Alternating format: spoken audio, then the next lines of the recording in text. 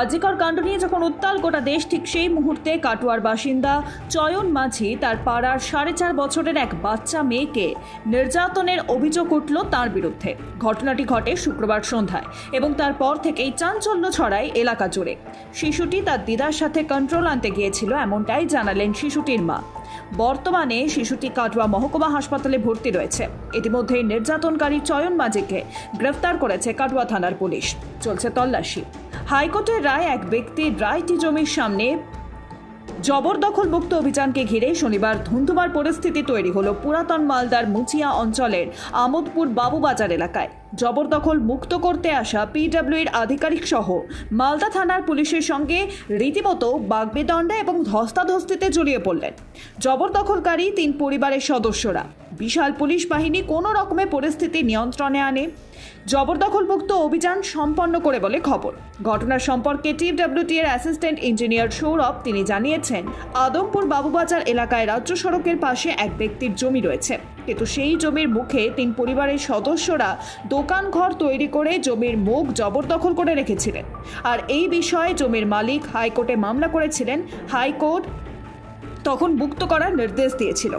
সেই নির্দেশ মতোই জেলা প্রশাসনের পক্ষ থেকে জবরদখলকারী পরিবারগুলিকে 26শে জুলাইয়ের মধ্যে জবরদখল সরিয়ে নেওয়ার সময়সীমা দেওয়া হয়েছিল। কন্যা সন্তান হওয়ায় শিশুকে জলে ডুবিয়ে মেরে ফেলল বাবা। ঘটনাতে গ্রেফতার বাবা। মৃত শিশুর অপরাধ, সে মেয়ে, তাই সে পৃথিবীর আলো হওয়ার নিঃশ্বাস নেওয়ার অধিকার রাখে না। শুধু সেই কারণেই বাবার স্নেহ পেল না বাচ্চা মেয়েটি। যে হাত ধরে তার হাঁটার কথা, সেই হাতই রূপ নিল দানবের। কন্যা সন্তান হওয়ার 10 মাসের মধ্যেই শিশুকে জলে ফেলে দিল বাবা। ঘটনায় ব্যাপক চাঞ্চল্য মুর্শিদাবাদ জেলার কান্দি থানার ইন্দাহাটা গ্রামে। কলাকাণ্ডে আজও গঠন হলো না চার্জ। পরবর্তী শুনানির তারিখ দেওয়া হয়েছে আগামী নভেম্বর মাসের 14 তারিখ। পুনরায় চার্জ গঠনের শুনানির দিন সেই দিন হবে বলে নির্দেশ দেন আসানসোলে সিবিআই এর বিশেষ আদালতের বিচারক রাজেশ চক্রবর্তী।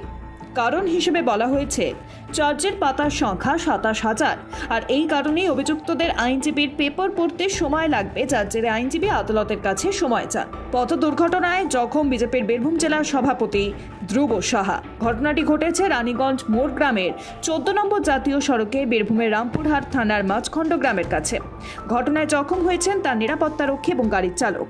গতকাল গভীর রাতে শিউরির দলীয় কার্যালয় থেকে 4 চাকা গাড়িতে করে বাড়ি ফিরছিলেন তিনি, আর সেই সময় তার গাড়ি নিয়ন্ত্রণ হারিয়ে রাস্তার ধারে ধান খেতে পড়ে যায়। খবর পেয়ে রামপুরহাট থানার পুলিশ ঘটনাস্থলে গিয়ে জেলা সভাপতি ধ্রুব সাহা, তার নিরাপত্তারক্ষী সহ তার চালককে উদ্ধার করে রামপুরহাটের একটি বেসরকারি নার্সিংহোমে ভর্তি করে।